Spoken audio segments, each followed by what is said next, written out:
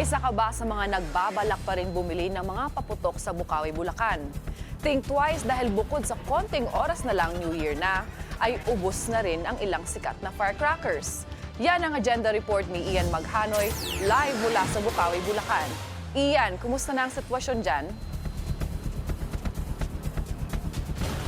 Yes, Bea, tama ka. Ubos na nga ang mga paputok na kuwitis at sawa dito sa Bulacan Fireworks Market. At dahil nga nagkakaubusan na ng mga kuwitis at paputok na sawa dito sa Bulacan Fireworks Market, ay patuloy pa rin ang pagdating ng mga mamimili dito para sa last minute na pagbili ng mga paputok bilang paghahanda para sa Salubong 2026 ng Hating Gabi mamayang gabi. Ilang oras na lamang mula ngayon ay simula na ng countdown bagong taon mula 2025 patalon ng 2026. Alinsunod sa tradisyong Pinoy, mas malakas ang paputok at pampaingay sa New Year's celebration, mas maitataboy ang malas sa sasalubunging bagong taon.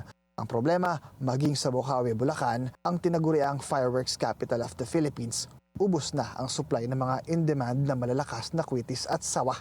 Ayon sa ilang mga nagtitinda ng paputok, dumagsa kasi nitong weekend ang mga mamimili para humakot ng mga kwitis at sawa. Ang tanging alternatibo na lang daw ay ang sinturon ni Judas na di hamak ay mas mahinang uri ng sawa. Ang tinuturong mas mabigat na rason sa agarang pagkaubos ng supply ng mga sawa at kwitis, ang pansamantalang paghinto sa operasyon ng fireworks manufacturers sa gitna ng rainy season pagpasok ng bare months. Hindi raw kasi maibebenta ang mga paputok kung mababasa lamang ang mga ito. Wala na, hindi na po kami makakuha, wala nang gumagawa talaga. Kahit gusto namin kumuha, wala na pong gumagawa. Kaya ang ilang naghahanap ng kwitis at sawa na dumayo pa mula Naik, Cavite, walang ibang nagawa kundi ang bumili na lamang ng mga natitirang available na paputok. Pabor na rin naman daw ito sa kanila.